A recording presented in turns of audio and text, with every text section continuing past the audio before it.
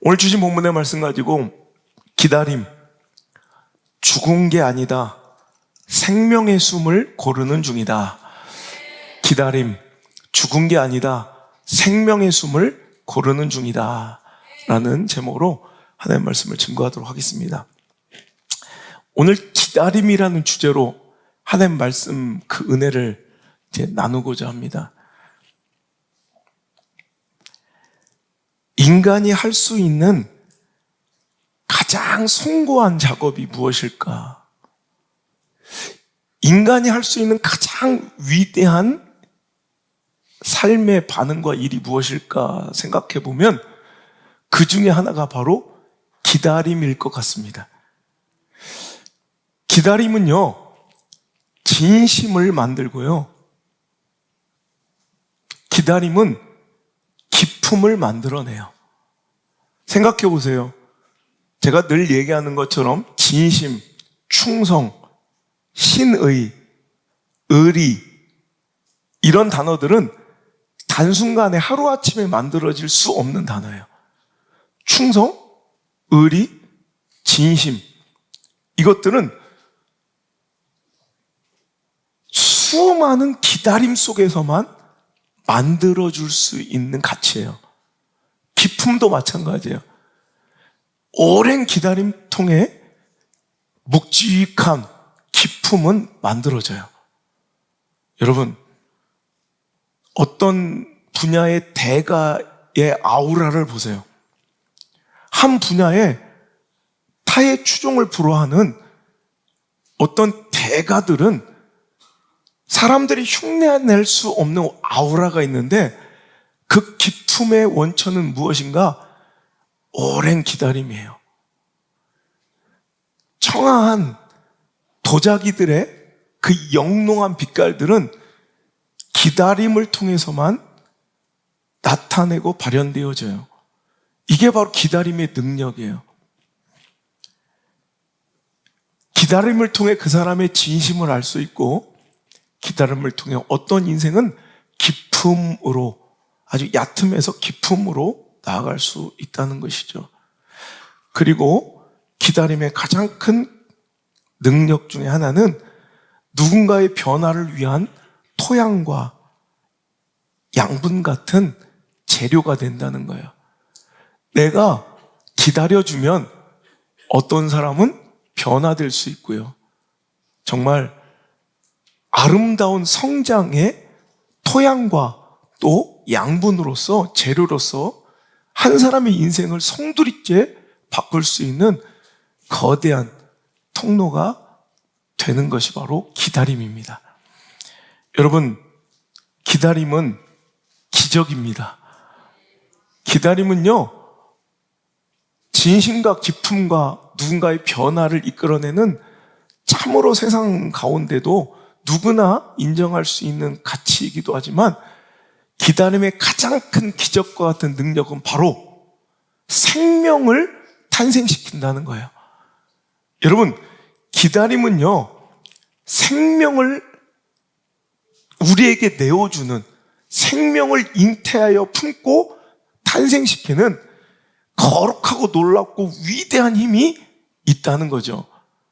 여러분, 이 시대가 기술이 아무리 발달해서 손 하나 까딱하지 않고도 목적지까지 데려주는 자율주행 자동차가 활보하고요. 이 손바닥만한 폰 하나로 달 표면을 찍고 은하수를 촬영할 수 있는 시대가 왔다 할지라도 기술은요, 아무리 진보하고 기술은 아무리 발달해도 생명을 내어놓을 수는 없어요. 하지만 여러분, 기다림은 기술이 할 수 없는 생명을 품습니다. 출산의 과정을 보세요. 10달의 기다림, 이건 누구도 빈부귀천이 여러분 나뉘어지지 않고요, 신분 고하에 휘둘리지 않고요, 누구나 생명을 품길 원한다면 아무리 발전된 기술 속에서도 아무리 풍족한 사람일지라도 아무리 권세 있고 권력 있는 사람일지라도 무조건 생명을 내어놓으려면 10달을 품어야 돼요. 10달을 기다려야 돼요. 그렇지 않고서는 결단코 생명은 우리에게 탄생되어지지 않는다는 거예요. 여러분, 기다림은 생명을 탄생시킵니다. 오늘 말씀이 그거예요. 기다려라. 네가 지금 눈물을 흘리며 씨를 뿌리고 기다리면 언젠가는 반드시 기쁨으로 거둘 때가 있다. 이 거둠이 뭐예요? 열매를 거둔다는 거예요. 열매는 생명이 있잖아요. 여러분, 울며 지금 씨를 뿌리고 있는 자, 오늘도 눈물을 흘리며 뭔가 희망을 오늘도 품고 기다리고 있는 자가 있습니까? 그런 자는 오늘 반드시 기쁨으로 그 단을 가지고 돌아오는 날이 있을 줄 믿습니다.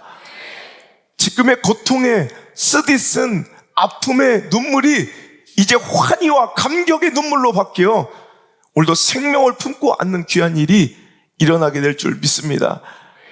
여러분, 기다림으로, 그 기다림의 고통으로 생명을 얻게 하는 것, 이것이 바로 우리 하나님의 통치 스타일이에요. 하나님은 다른 것들은 뭐 어떻게든 즉각적으로 순간적으로 뭐든지 여러분 만들어질 수도 있고 우리에게 내어주실 수도 있지만 생명만큼은 반드시 기다림을 통해 얻게 하세요. 이게 하나님의 통치 방법이에요. 여러분, 100년짜리 생명을 품는데도 그 인고의 고통 속에 기다려 10달의 기다림 속에 위대한 탄생의 환희를, 그 존재의 신비를 우리가 확인하고 앉게 됐는데, 여러분, 100년짜리가 아니라 영원한 생명, 영속의 생명을 품는 전도의 작업이야 말할 것도 없겠죠. 100년짜리 생명을 품는데도 10달, 1년이 걸린다면 여러분, 우리가 영원한 생명을 품는 그 전도의 과정과 작업 중에 여러분 포기하지 않고 실망하지 않고 여러분이 기다리고 인내한다면 반드시 그 생명의 단을 거두는, 열매를 보는 그 멋진 날이 반드시, 우리 하나님 반드시라는 표현을 써요. 반드시 오게 된다는 것입니다. 여러분, 그래서 기다림은 고통이에요. 여러분, 생명을 품고 기다리는 것은 쉬운 일이 아니에요. 하지만 그 고통을 인내하고 기다린다면 그 고통의 과정만큼 찬란하고 신비로운 생명은 우리 안에, 여러분, 내 앞에 찾아오게 될 것입니다. 요한복음 12장 24절에 내가 진실로 너에게 이르노니 한 알의 밀알이 땅에 떨어져 죽지 아니하면 한 알 그대로 있고 죽으면 많은 열매를 맺느니라. 아멘. 고통이죠. 한 알의 열매가 고통 중에 죽으면, 희생되면 그 희생과 고통으로 인하여 수많은 생명이 품어진다는 거예요. 생명의 정의는 무엇인가? 생명은 포기하는 힘이며 기다리는 능력이라 말할 수 있어요. 생명이 잉태되고 탄생하려면 뭔가 포기돼야 돼요. 그리고 기다려야 돼요. 이 기다림의 능력과 포기의 힘이 없으면 절대로 생명은 우리 안에 존재하지 않아요. 여러분, 추운 겨울, 여러분 지난주에도 얼마나 추웠어요. 들판이나 산을 보면 이제는 희망이 없어 보여요. 모든 것이 다 메말랐고 모든 것이 황량해서 생명처럼 보이는, 생명이 있어 보이는 것들이 전혀 존재하지 않는 들판과 산을 보게 됩니다. 그런데 그것들이 죽었습니까? 아니죠. 포기한 거예요. 그리고 기다리는 중이에요. 우리가 보기에는 다 말라 비틀어지고 죽어있는, 아무것도 소망 없어 보이는 그 황량한 그 줄기와 가지와 여러분 풀들이 죽은 게 아니라는 거예요. 지금 생명의 숨을 고르며 내 안에 내 삶에 화려해 보였던 그 모든 것들 다 포기해버린 거예요. 그리고 그저 봄을 기다리며 생명을 품고 지금 생명의 숨을 고르고 있는 주님을 기억하시길 바랍니다. 생명을 유지하고 품기 위해 풀들도 나무들도 그 모든 화려함을 미련 없이 포기해버리고 푸른 잎을 그리고 자신의 무성한 가지를 일부러 피리하게 말려버리고 떨어뜨려 보여 마치 정말 죽어있는 것들처럼 보이지만 소망 없어 보이지만 그런데 그것이 죽은 것이 아니더란 말이에요. 모든 생명력을 뿌리에 다 간직한 채 생명의 숨을 고르고 있더라는 거죠. 봄이 오길 기다리는 중이란 말이죠. 그리고 그들은 봄이 오면 기다렸다는 듯이 그때가 이르면 기다렸다는 듯이 생명을 뿜어낼 것입니다. 여러분 이것이 바로 인생이고요. 이게 바로 신앙이고요. 이게 바로 우리의 전도의 과정이에요.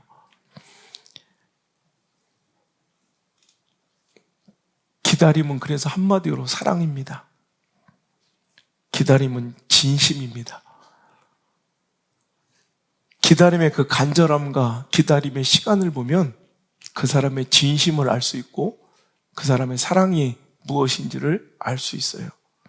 제가 일전에 한번 누군가의 연락을 정말 간절히 애타게 정말 며칠 동안 기다렸던 적이 있어요. 내가 참 누군가의 그 전화 한 통, 누군가의 그 읽었는데 답이 없는 그 카톡 메시지 하나를 끊임없이 바라보며 그토록 애절하게 그 연락을 기다리다가 이렇게 생각했어. 내가 저 영혼을, 내가 저 사람을 참 사랑하는구나. 포기할 수 없이 기회가 주어진다면 가서 무릎이라도 꿇어서 매달려 그를 다시 데려오고 싶은, 물론 지금 이 자리에 다시 앉아있지만 여러분 얼마나 기다릴 수 있습니까? 그래서 많은 사람들이, 많은 연인들이 물어보잖아요. How long will I love you? 이래. 또 노래 부르지 말랐는데 당신은 나를 얼마나 사랑해요? 언제까지 사랑할 수 있어요? 그러면 이 말은 How long will I wait you? 내가 당신을 얼마나 기다릴 수 있는지 물어보는 것과 동일한 거예요. 사랑은 끝을 정해놓지 않고 기다리는 거예요. 사랑의 시작은, 기다림은 시작이 있는데 끝이 없는 기다림이 바로 사랑이래요. 참 옳은 말 같아요. 그 사랑이 길수록 그 기다림의 시간도 길어질 수 있고요. 사랑이 깊을수록 그 기다림의 간절함은 더 깊어지는 것 같아요. 오늘 저와 여러분 이 자리에 있는 이유가 그 기다림 때문 아니겠습니까? 하나님이 우리를 기다려주신 거예요. 1000년, 2000년, 3000년, 4000년이 지나갔는데도 하나님은 우리를 기다려주신 거예요. 마침내 독생자 아들을 이 땅에 보내셔서 너를 살리마 했던 하나님의 그 약속을 실현시켜 주시고 참으로 오랫동안 우리를 기다려주신, 그래서 기독교는 어디서 시작했냐면 우리가 믿는 이 신앙은 기다림에서 시작된 거예요. 하나님이 우리를 기다려주셨기에, 아버지가 간절히 그 아들을 기다려주셨기에 탕자의 회복이 있는 거죠. 오늘도 여러분, 기다림은 이렇게 생명을 품고 누군가를 진정히 사랑하며 나를 희생하고 많은 걸 포기하고 희생할 때, 그 아픔을 감내할 때, 눈물 흘릴 때만 여러분 이루어지는 것 같아요. 여러분은 무엇을 기다리고 계십니까? 그 기다림이 바로 당신의 사랑의 대상이고요. 무엇을 간절히 기다리고 계십니까? 여러분, 그 간절함이 바로 여러분의 사랑의 대상이고요. 사랑의 크기입니다. 오늘 여러분, 우리가 오늘도 간절하게 기다리고 있는 그것이 정말 소중하고 가치 있는 것이라면 포기하지 말고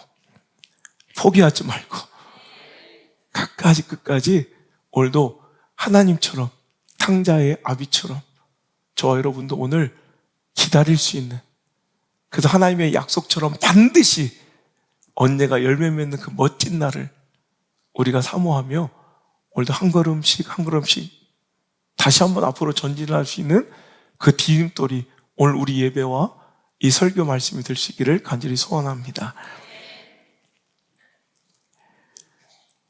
얼마 전 우리 이은주 자매 카톡 프로필 메시지를 보고 제가 참 감동했어요. 은주 자매가 이렇게 써놨더라고요. 나의 순종이 누군가의 축복이 된다. 참 멋진 말인 것 같아요.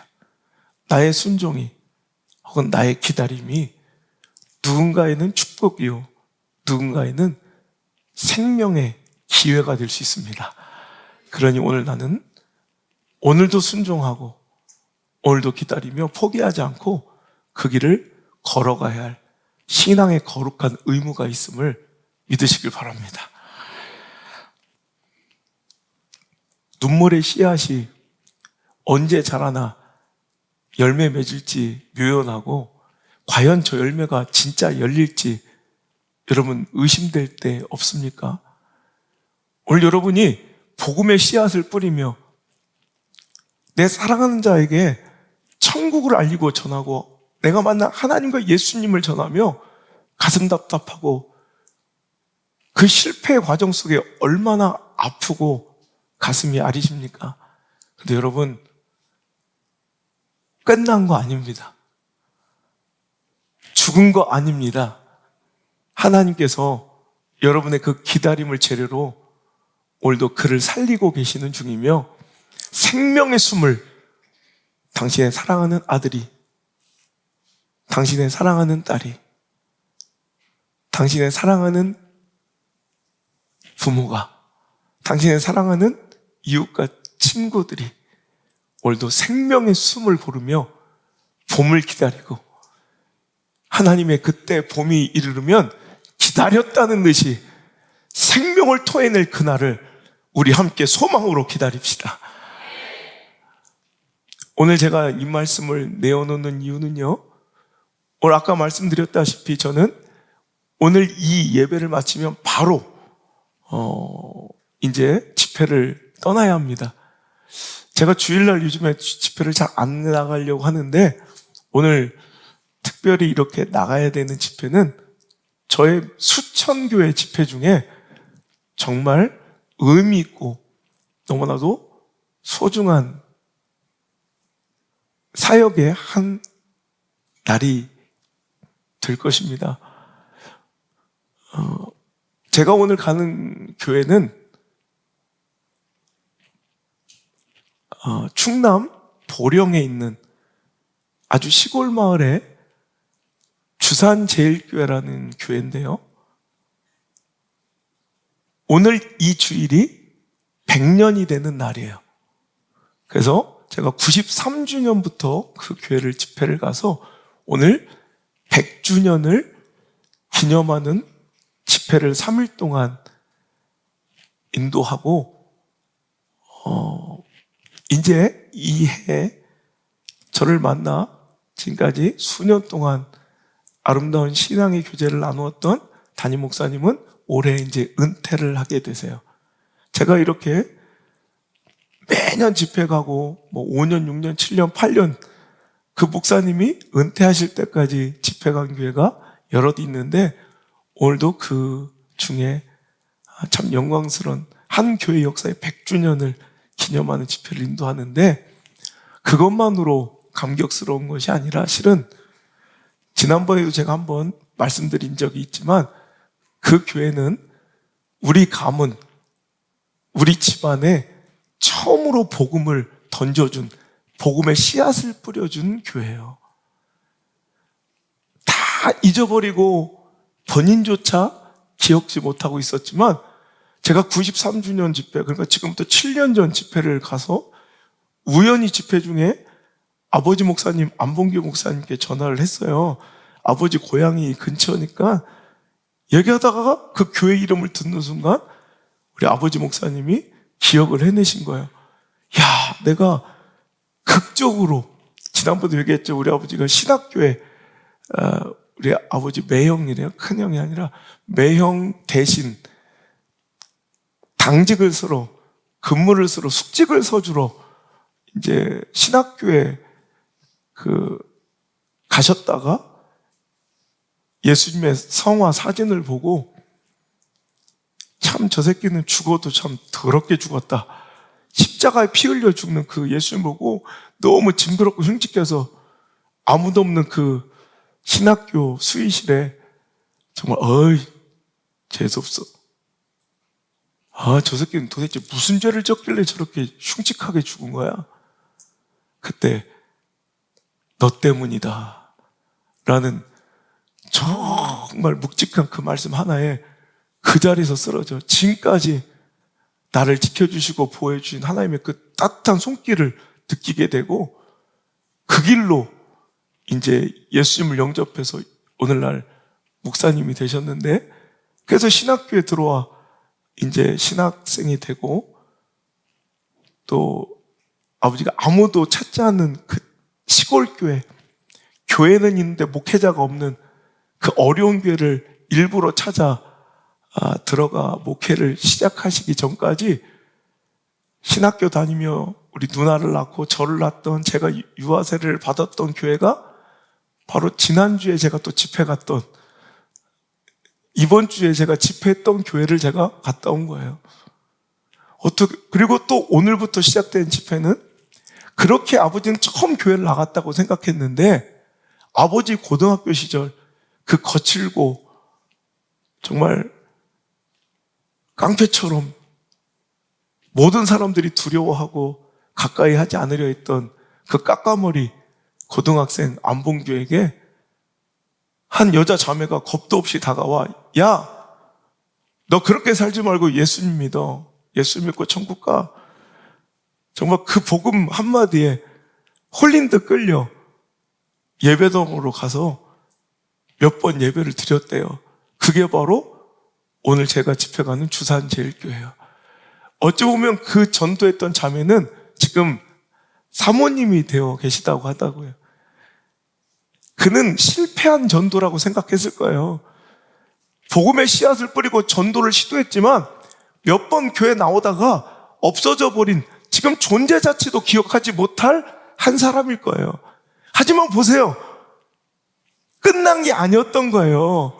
죽은 게 아니었던 거예요. 생명의 작업이 온도 포기된 게 아니라 오늘도 그 뿌리의 생명을 간직한 채 생명의 숨을 고르다가 하나님의 때에 이르자 정말 기적처럼 기다렸다는 듯 복음의 생명을 품어내며, 여러분, 자기가 복음을 전하고 처음으로 예수를 전했던 한 사람이 자기 시야와 인생의 기준에선 실패하고 교회 안 다니는 것 같이 보였겠지만, 여러분, 하나님의 때가 이르자 예수님을 만나고 저렇게 목회자가 되어 일평생은 단 하루도 직업으로 목회하지 않고 일생을 주의 종으로서 교회를 사랑하고 성도를 사랑하며 평생을 헌신하고 희생한, 여러분, 주의 종이 되었는 줄 누가 알았겠어요? 그리고 그 아들이 이제 이렇게 또 2대째 목회자가 돼요. 그것도 보통 목회자입니까? 전국을, 전 세계를 누비며 복음을 전하고 말씀을 전하며 하나님 나라와 역사를 흥왕케 하는 자가 돼요. 자기들도 몰랐는데 그 유명한 바쁘신, 기다리면 3년 5년을 집회를 기다려 스케줄을 받을 수 있는 그 목사한테 성령의 감동으로 전화했을 때 저도요, 알고 간 게 아니라 처음 이제 7년 전 집회 갈 때도 알고 간 게 아니라 그때 이미 구리에 한 교회가 집회가 잡혀 있었는데 이상하게 성령님이 거기를 가라 하시는 거예요. 그래서 그 교회 막 사정해서 제가 집회를 뒤로 연기하고 오늘 제가 꼭 하나님의 부르심이 정말 너무너무 강력해서 이 교회를 지금 가야겠습니다.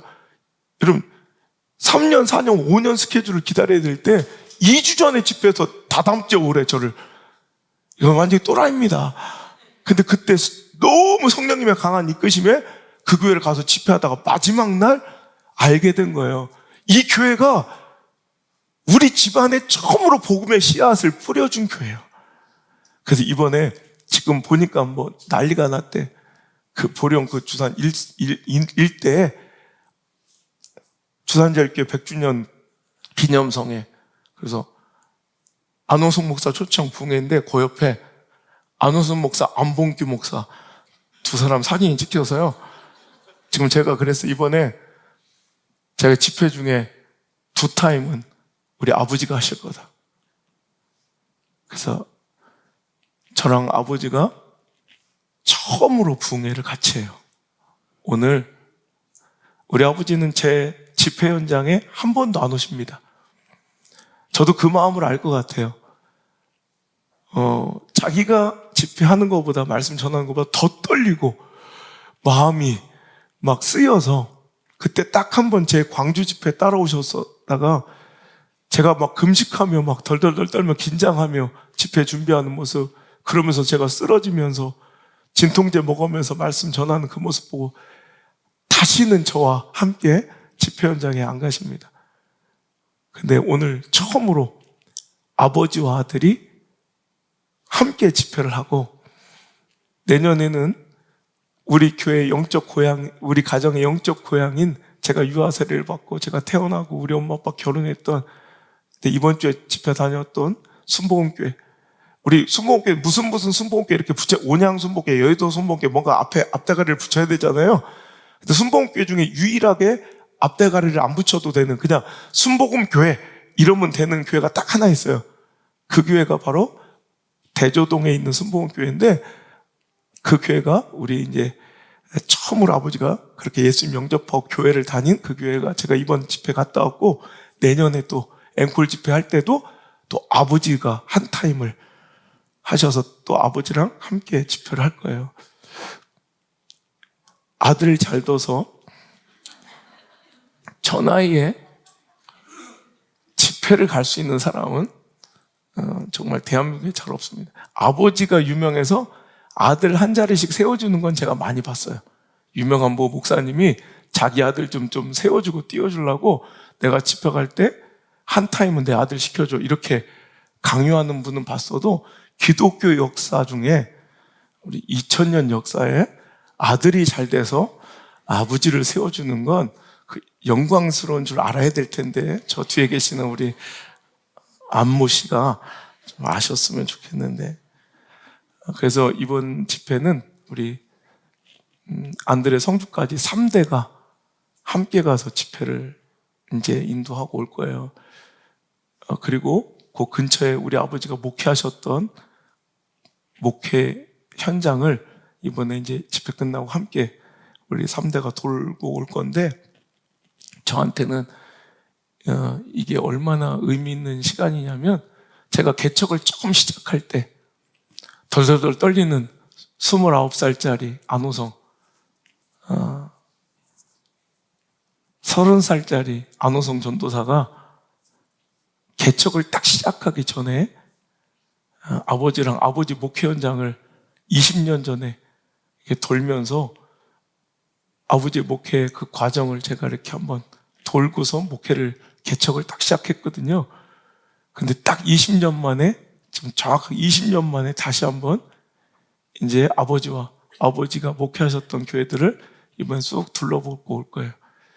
20년 전 그때는 가능성도 없어 보였고 소망도 없어 보였고 두렵고 떨리기만 했지만 20년 만에 이렇게 하나님 주시는 귀한 단을 들고 귀한 열매를 가슴품에 가득히 품고 다시 그 여정을 돌아볼 수 있다는 건 참 저에게는 너무나도 감격이고 영광스러운 작업이기에 오늘 여러분과 그 기쁨과 감동을 나누고자 오늘 이 말씀을 여러분 내어놓습니다. 기다리니 그 눈물과 고통의 쓰라림이 영광과 감동의 눈물에 큰 결과와 열매의 단이 되네요. 여러분의 인생도 다르지 않을 줄 믿습니다. 실패한 것처럼 보이고 끝난 것처럼 보이는 여러분의 어떤 생명의 작업도 절대로 끝난 게 아닙니다. 당신이 지금 기다리고 있다면 죽은 게 아닙니다. 당신이 사랑하는 그분도, 그 사람도 오늘도 생명의 우음을 틔우기에 오늘도 생명의 숨을 고르며 하나님의 때를 기다리는 중이라 믿으시고, 오늘도 한 번 더, 한숨도 더 크게 쓰시고 오늘도 한 번 더 기다릴 수 있는 그런 귀한 시간 되시기를 주님 축복합니다. 기다림은 생명을 잉태하고 열매 맺게 하는 기적이며 능력이라면, 또한 기다림은 우리에게 축복, 즉 하나님의 약속을 잉태하는 위대한 작업이기도 합니다. 기다림을 통해 하나님 우리에게 생명을 주시고요, 기다림을 통해 하나님 우리에게 약속의 이행, 즉 축복을 주십니다. 히브리서 6장 13절 그리고 15절까지 읽겠습니다. 시작. 하나님이 아브라함에게 약속하실 때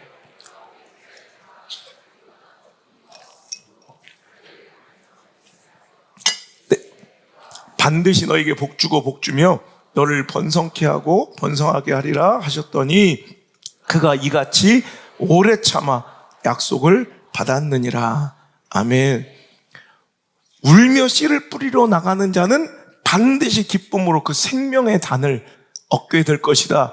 이것도 하나님의 약속이고요, 또한 내가 반드시 너에게 복주고 복주며 너를 번성하게 하고 번성하게 하리라 하셨더니 그가 이같이 오래 참아 약속을 받았느니라. 하나님의 약속이 이루어지고 우리 삶 속에 이행되려면요, 그 축복이 진정한 나의 것이 되고 누려지려면요, 반드시 오래 참음, 기다림의 과정이 선행되고 필수라는 것이죠. 여러분, 많은 사람들이 그런데 오늘 하나님 주신 약속과 내 형편 사이에 하나님 주신 위대한 미래의 약속과 오늘 현재의 나의 삶 속에 그 괴리감, 너무나도 그 큰 격차, 그 갭 때문에 도무지 그 약속을 믿을 수가 없고 믿어지지가 않고 기다릴 수 없는 포기해버린 인생들이 많이 있지만, 하나님의 약속은 절대 변개치 않으시고요, 하나님의 약속은 절대로 변하지 않으시며 하나님 절대로 실수치 않는 분임을 믿으셔야 할 것입니다.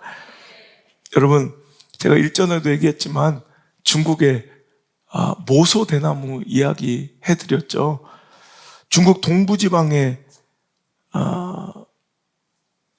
희귀대나무 품종인 모소대나무는 심은 후 4년 동안 작은 싹 하나 이 지면 위에 보이지 않는다는 거예요. 땅이 척박해도 마찬가지고 땅이 기름져도 마찬가지고 씨를 뿌리고 4년을 기다려도 그 지면 위로 죽순 하나 올라오지, 새순 하나 올라오지 않는데요.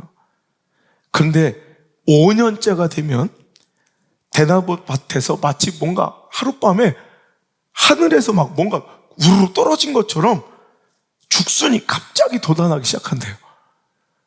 그러니까 여기는 그냥 4년 동안 나대지처럼 빈 땅이었어요.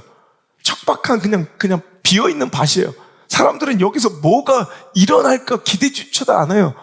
5년째가 되면 그 땅에서 나왔다고 보기도 힘들 정도로 그냥 그날 밤 뭐 우박처럼 하늘에서 뭔가 쏟아진 것처럼 죽순이 쫙 깔려있대요. 그리고 그때부터 여러분, 그 오랜 4년의 기다림을 보상이라도 받듯 그냥 쭉쭉쭉쭉 자라나는데 하루에 한 자씩 큰대요. 한 30cm씩 크는 거예요. 그냥 하루에 30cm씩 막 커나가니까 여러분, 분명히 4년 동안 아무것도 없는 빈밭이었는데 딱 한 달, 내지 2달이면 그 비어있던 밭에 울창한 대나무 숲이 이루어지는 거예요. 15m 이상, 20m를 넘는 어마어마한 울창한 숲이 여러분 딱 2달이면 갑자기 변해서 여러분 빈 땅에 세워진다는 거예요. 제가 이번에 담양에 집회 갔다가 제가 담양을 가면 이제 항상 커피 한 잔 마시고 중농원을 가는데 그 중농원에 제가 맨날 갔던데 저는 항상 코스를 이렇게 먹고 이렇게 돌아서 나오는 게 그게 끝인 줄 알았더니 이번에 잘못해서 길을 잃었어요. 그래서 잘못해 봤더니 중농원 내가 지금까지 돌았던 한 20번도 넘게 갔는데 지금까지 내가 봤던 건 한 전체의 10분의 1도 안 됐더라고요.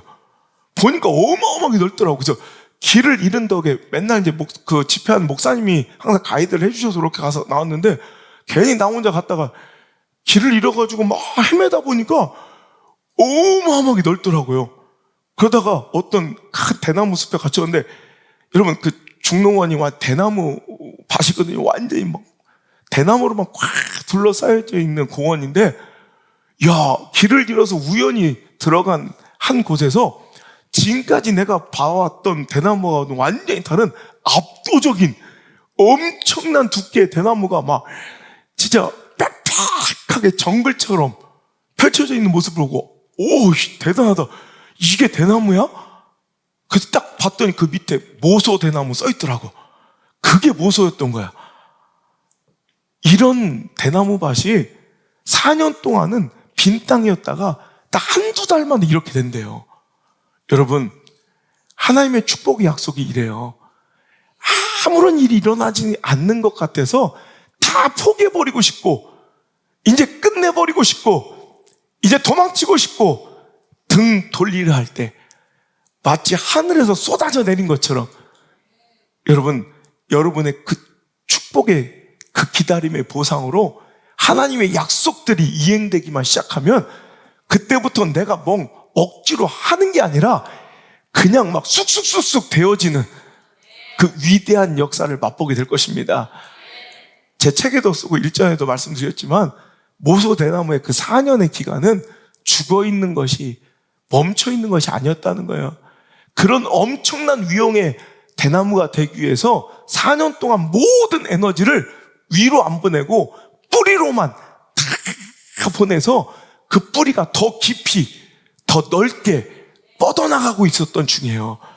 그래서 그 엄청난 울창한 그 두께의 대나무를 오늘도 세워나가고 견디고 오늘도 버텨줄 수 있는 엄청난 양분과 엄청난 깊이의 뿌리를 오늘도 그들이 내리고 있었기에 1-2달 만에 그 기적과 같은 역사와 변화가 일어난 것이지, 여러분 그 기적의 변화의 1-2달을 보고 저 사람은 야 저렇게 빨리 성공하고 저렇게 모든 게 술술술 잘 되는구나. 여러분 되어진 그 결과만 볼 것이 아니라 그간의 그 4년에 그간의 그 인생에 그간의 그 20년에 뿌리 내리던 시간, 묵묵히 참고 하나님의 약속을 기다리는 시간을 배울 줄 아는 자가 되어야 돼요. 여러분 조영기 목사님에게 많은 목사님들이 찾아와서 그 얘기를 한다고 그러죠. 옛날에 저도 목사님처럼 되고 싶습니다. 목사님처럼 사역하고 싶습니다. 그러면 조영기 목사님 꼭 이 얘기를 했대요. 오늘 나의 모습만 보이지 말고 내가 오늘까지 어떻게 걸어왔는지 그 길을 한번 되돌아보시게, 과연 그 길을 따라올 수 있겠는가? 내가 걸어온 그 길을 당신 정말 감당할 수 있겠는가 물어보면 사람들이 선뜻 대답하지 못한다는 거예요. 저도 마찬가지입니다. 어린 시절부터 이렇게 마음껏 활약하고 사용되면서 수많은 젊은 목회자들이나 많은 목사님들이, 지난주에도요 제가 한 수백 명 이상의 목사님을 만났어요. 목사님들이 어떤 분은 내 앞에서 막 울어요. 우리 교회 이야기, 우리 예배 막 은혜, 이 뜨거움, 이 자유로움 막 얘기 들으면 울어요. 그 목사님처럼 되고 싶다, 목사님처럼 목회하고 싶다고. 여러분 오늘 이 현상, 이 열매만 볼 것이 아니라 저는 늘 그 얘기를 해요. 저는 저의 살아온 그 과정을, 제 헌신의 과정을, 제 희생의 과정을 한번 보시라고. 당신도 그 길을 따라올 수 있겠느냐. 여러분 모소대나무의 그 엄청난 축복의 결과물만 우리가 부러워할 것이 아니라 우리가 그 4년에 눈물뿐이었던, 한숨뿐이었던, 신음뿐이었던 4년의 기다림을 우리도 감당해낼 수 있겠는가? 여러분, 그 기다림의 능력을 소유해서 반드시 하나님께서 우리에게 내려주시고자 하는 그 축복과 약속을 아브라함처럼 오래 참아 받아들이는 저 여러분 되시기를 주 여러분 축복합니다. 하나님의 약속은 너무너무 크고 찬란한데 오늘 내 처지는, 오늘의 내 삶은 너무나도 초라하고 빈약해서 그 약속과 현실 사이의 그 너무 깊은 골, 그 깊은 갭, 그것을 뛰어넘지 못한 채 오늘 현실만 보고, 내 꼬라지만 보고, 내 상황만 보고, 내 형편만 보고, 오늘 나는 여기까지구나, 우리 가정 여기까지, 내 자녀는 쟤는 여기까지구나, 스스로 단정 짓는 인생들이, 이게 실패라고 하는 거예요. 믿음은 뭐냐면 하나님 약속과 내 현실 사이의 그 갭을 기도로, 예배로, 믿음으로, 소망으로, 감사로 메꿔가는 작업이에요.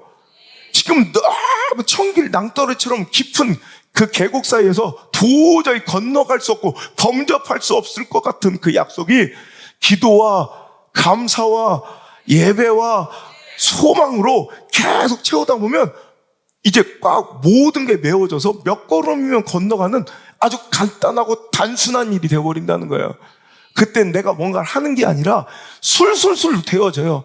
그냥 내가 안 갈래도 그냥 떠밀려져서 그 축복의 지경과 자리에 내 중심에 내 발이 차지하게 된다는 거예요. 여러분, 기다림의 능력, 여러분 정말 위대한 것입니다.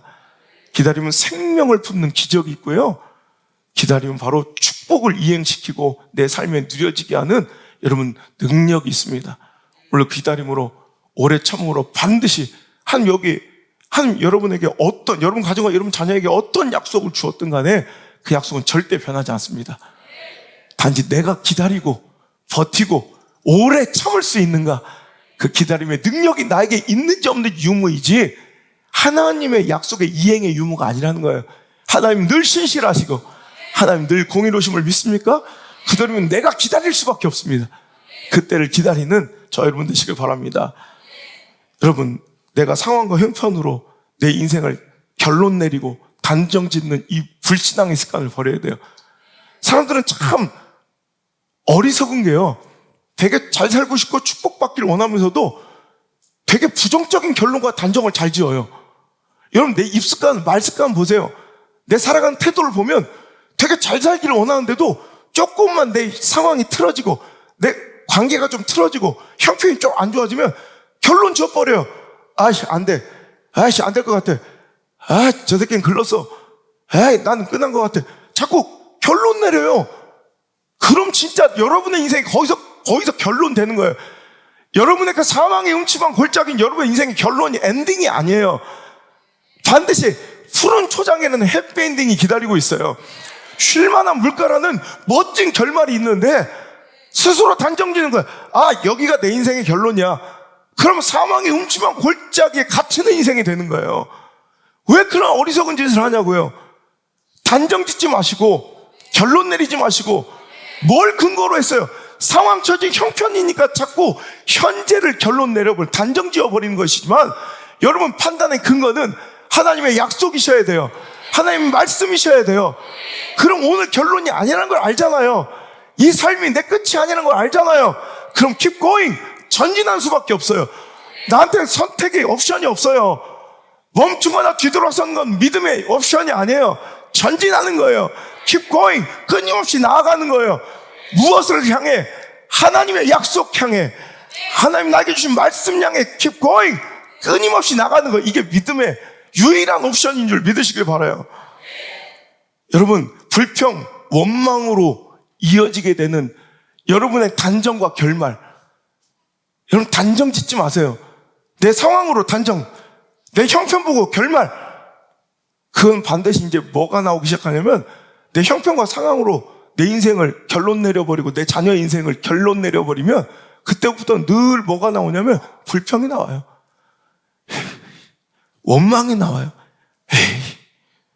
여러분, 이 불평과 원망으로 이어져 하나님의 때를 기다리지 못하면 스스로 자신의 생각하는 수준, 자신의 능력, 자신의 상황 수준에 그 허접하고 초라한 결론을 오늘도 내 인생에 선언하게 되는 거예요. 비참한 인생이죠. 하지만 여러분, 아무리 오늘 삶이 비참해도, 내 형편이 열악해도, 내 상황이 너무너무 초라하고 가능성이 희박해도 하나님의 말씀과 약속을 믿고 그것을 내 생각과 모든 말과 판단의 근거로 삼고 살아가면 내 입에서는 불평과 원망이 아니고요, 소망이 나와요. 찬양이 나와요. 감사가 나와요. 기도가 나와요. 그리고 더불어 그 약속의 때를 기다리시는 기다림의 능력이 생성되기 시작해요. 그러면 여러분의 결론은 사망의 음침한 골짜기에서 끝난 것이 아니라 페이지가 넘어가요. 쉴만한 물가까지. 하나님의 진정한 섭리의 결론인 푸른 초장까지 여러분의 인생의 페이지는 넘어가게 된다는 것입니다. 여러분, 작년에 우리 한국에 기쁜 소식이 하나 있었죠? 우리는 알지도 못했는데 프린스턴 대학교, 그 유명한 명문 대학에 우리나라 허준 교수라는 사람이 있었던 거예요.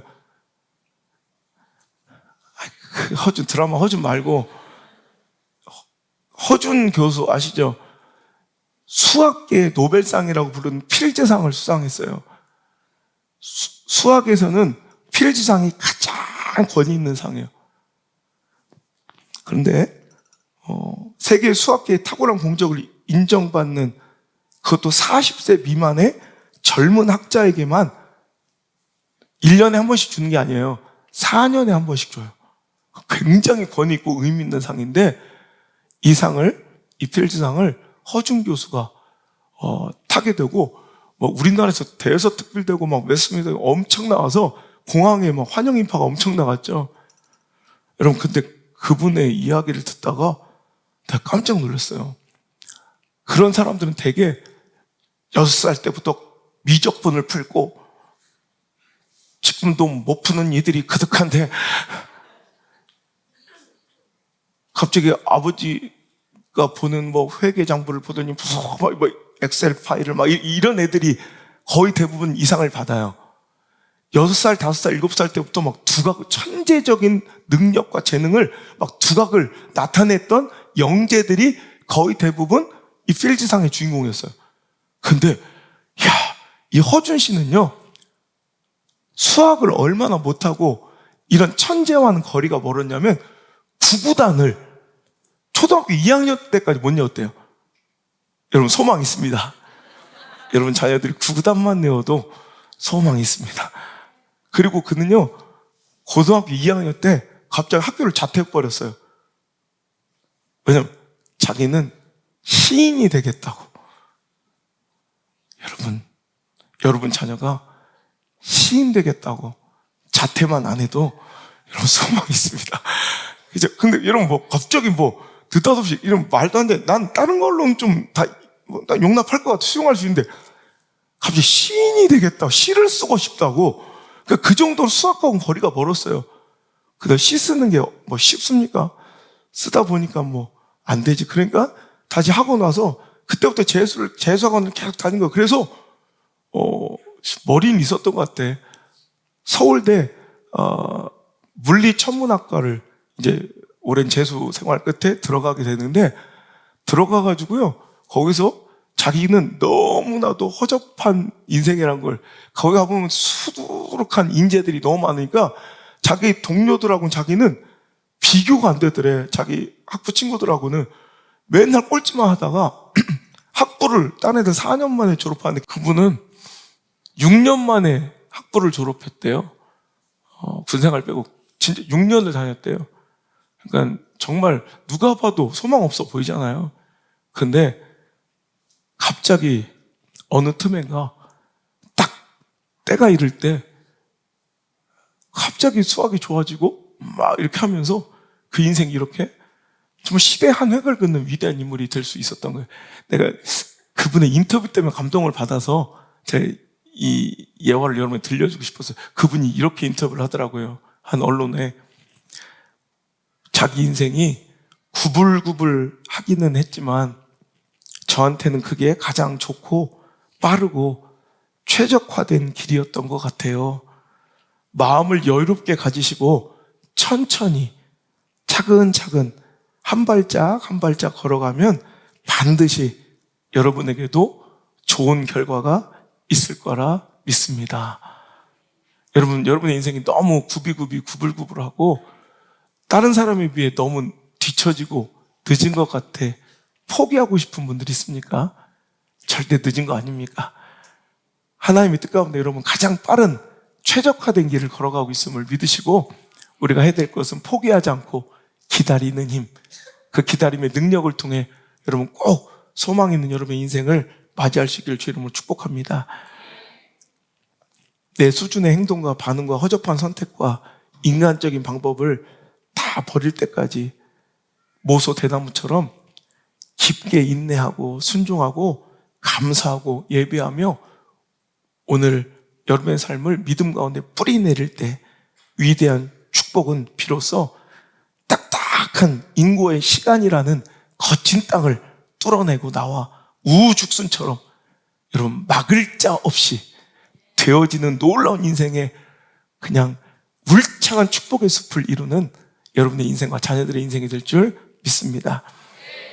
여러분 얼마 전 재밌는 제가 일화를 하나 봤는데요. 그레고리 릴랜드라는 사람이 쓴, 우리나라에 뭐 번역본은 잘 없는 것 같아요. Stupid History, 아주 뭐 멍청한 역사 뭐 이런 책이에요. Stupid History라는 이 책 안에 이런 예화가 있어요. 인도에서 일어난 일인데요. 1205년에 한 제기된 소송에 관한 이야기예요. 1205년이면 언제요? 1205년에 몰로지 토랏이라는 인도 사람이 억울해서 소송을 제기했어요. 1205년에. 그런데 그 재판은 유야무야 미뤄지고 어떤 소송에 대한 결과가 계속 나오지 않는 거야. 그리고 계속 그 억울함이 풀려지지도 그 재산상 손실이 보존되거나 회복되지도 않았어요. 끝난 거잖아요. 1205년에 그 억울함이 풀리지 않아서 끝난 거잖아요. 근데 언제까지? 760년 지나는 동안 1965년까지 어떠한 일도 벌어지지 않았어요. 근데 1966년 무려 처음 소송이 제기된 지 761년 만에 인도에서 승소 재판 판결이 나왔어요. 안 놀라워요? 몰로지 토랏의 후손들은 그 재판의 승소 때문에 갑자기 그냥 하루아침에 엄청난 축복을 받아서 지금 그냥 하루아침에 인생이 변해버렸어요. 언젠간 터진다.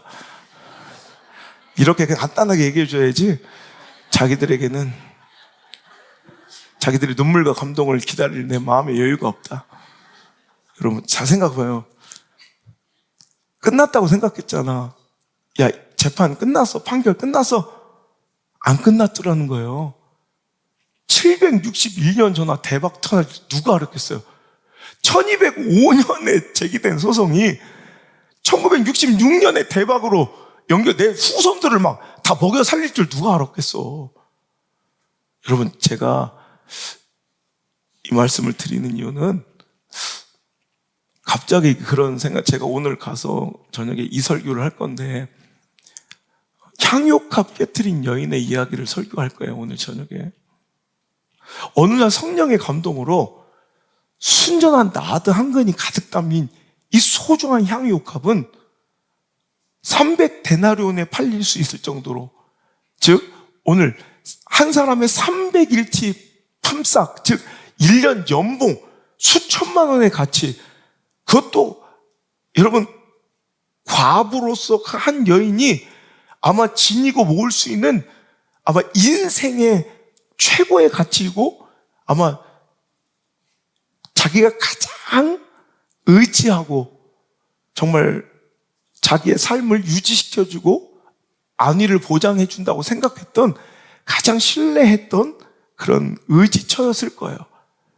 근데 이 향유컵을 의미 없어 보이게 예수님 발 앞에 깨트려 버린다? 수많은 사람들이 손가락질하며 지탄할 정도로 이건 어리석은 일이었다는 거예요. 자, 그런데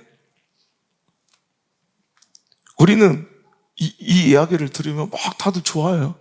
자기는 못 깨면서 남이 깬 이야기는 되게 좋아하고 신령하게 생각해요.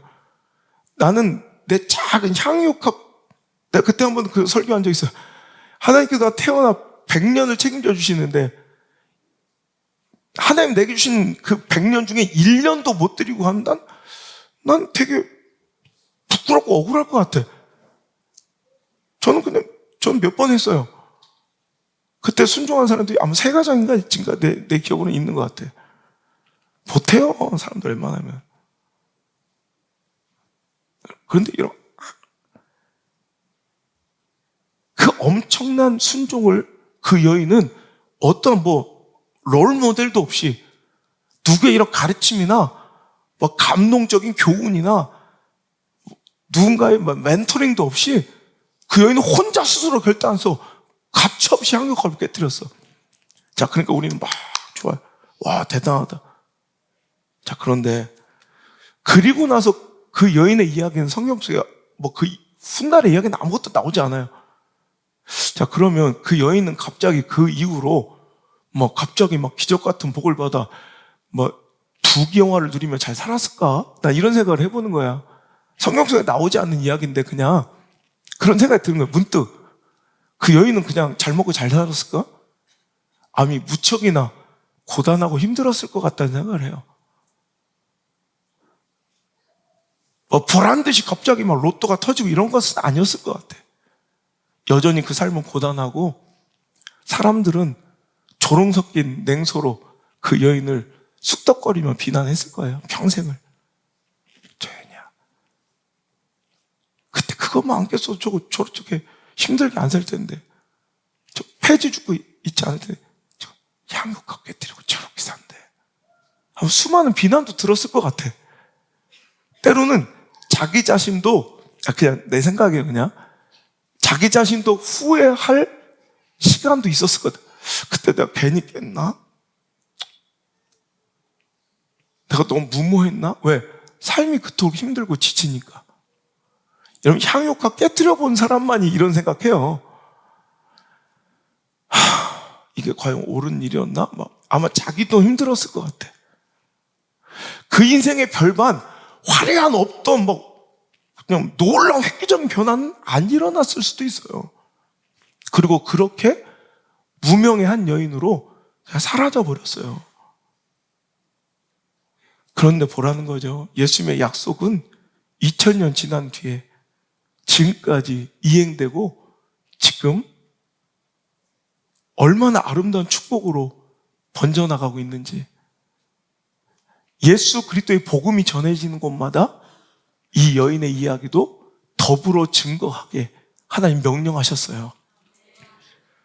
그 자손과 후손들이 마치 몰로지 토라시라는 한 사람이 소송을 1205년에 제기해서 어떠한 것도 그 스스로는 누리지 못하고 해결되지 않고 억울함과 답답함으로 그냥 끝나버렸을 인생이었지만 761년 뒤에 그 자손과 자녀들이 엄청난 축복의 주인공이 되는 것처럼 오늘도 그 여인은 그 당대 어떤 것도 누리지 못하고 오히려 후회뿐인 가슴 아픈 삶을 살았을지라도 그거 끝난 거 아니라는 거예요. 여러분, 그거 죽은 거 아니라는 거예요.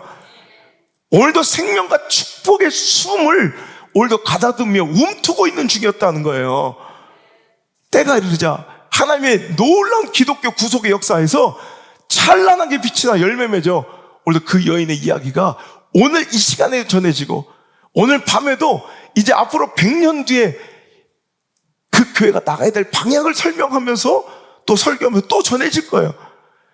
한 교회가 100년의 역사가 이르기까지 그 시작에 눈물 뿌리며 헌신하고 수고하고 이름도 없이 빛도 없이 묻혀진 수많은 믿음의 선배들이 있었겠죠. 그리고 100년이 지난 지금 그 후손들이 여러분 그 영광과 은혜와 영적 명예를 누리고 있다는 것입니다. 여러분, 그거예요. 오늘 우리의 기다림은 그런 것이에요. 하나님의 놀라운 진정으로 영구 축복을 받아 누리기 위하여 오늘도 당대 단순한 내 삶에는 어떠한 유익과 화려함이 없을지라도 기다릴 줄 아는 거예요. 여러분, 오늘도 여러분, 우리 삶 가운데 이 기다림의 기적이 일어났으면 좋겠어요. 나의 기다림으로 생명이 움트고 나의 기다림으로 축복이 완성되고 있는 그 소망 있는 가정과 인생들과 믿음의 여정이 우리 교회와 여러분의 삶이 되기를 주의 이름으로 축원합니다. 영화 남한산성에 제가 좋아하는 명대사가 있어요. 김상원과 최명일이 각자의 가치관이 다른 거로, 하지만 조선 이 나라를 사랑하는 그 마음은 같죠.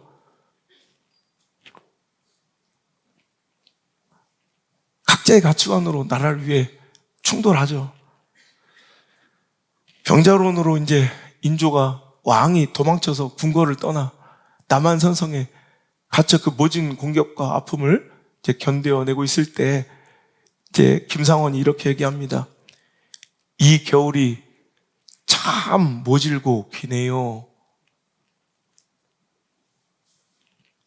그들의 현실을 대변하는 말이죠. 국운과 명운이 다 해가는 조선 땅을 바라보는 정말 애처로운 한 충신의 고백이죠. 참 이 겨울이 모질고도 기네요. 그랬더니 최명길이 이렇게 대답합니다. 겨울이 깊었으니 봄이 멀지 않았을 것입니다. 모진 겨울을 견뎌낸 것들이 그 봄을 맞을 테지요. 여러분, 겨울이 혹독하고 그 칼바람이 매섭다는 것은 거꾸로 봄이 가까워지고 있다는 증거입니다. 여러분, 칼바람이 불고 봄이 겨울에 그 추위가 매섭지만 아세요? 어제가 입춘이었던 거? 봄이 오고 있습니다. 봄이 오고 있습니다. 겨울에 추위가 매섭고 길다는 것은 이제 봄은 점점 더 가까워졌다는 의미예요. 여러분의 죽을 것 같은 매서운 인생의 겨울은 당신에게 이제 곧 봄이 온다는 사인이며, 그러기에 당신은 주저앉아 절망하지 말고 그 봄을 끝까지 기다려야 된다는 하나님의 명령입니다.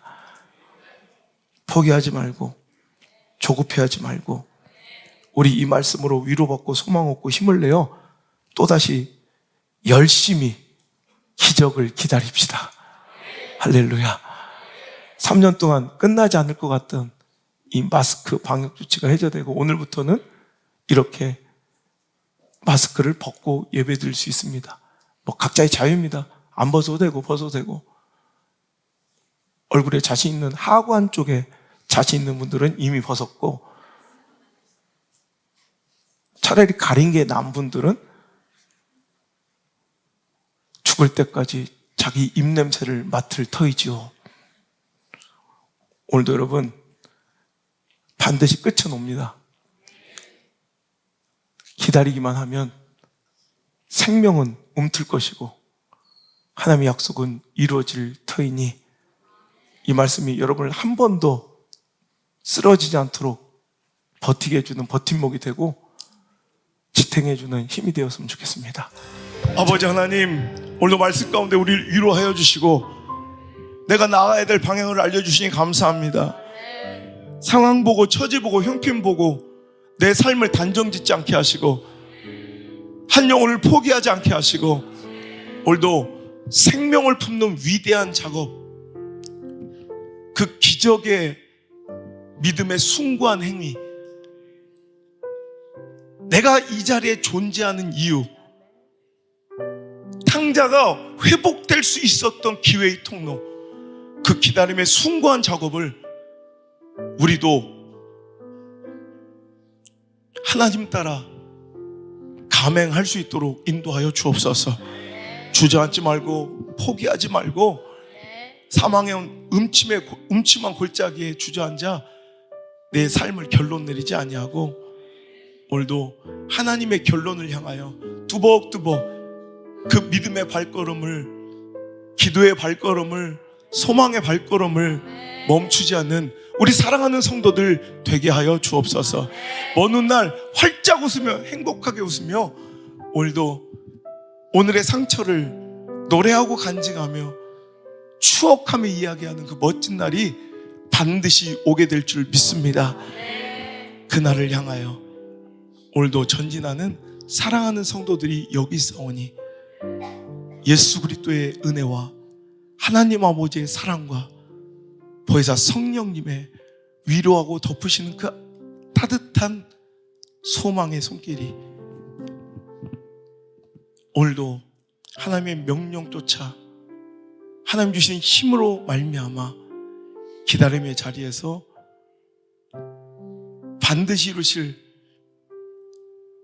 하나님의 약속과 반드시 거두게 될 생명의 단을 꿈꾸며 흐뭇하게 웃으며 기대하고 소망하며 이 자리에서 주님만을 예배하고 주님만을 바라보는 사랑하는 우리 성도들 머리 위에 이제부터 떠나가지 마시고 1초도 떠나가지 마시고 1초도 떠나지 마시고 영원토록 함께 계시길 간절히 또 간절히 축원하옵나이다. 아멘.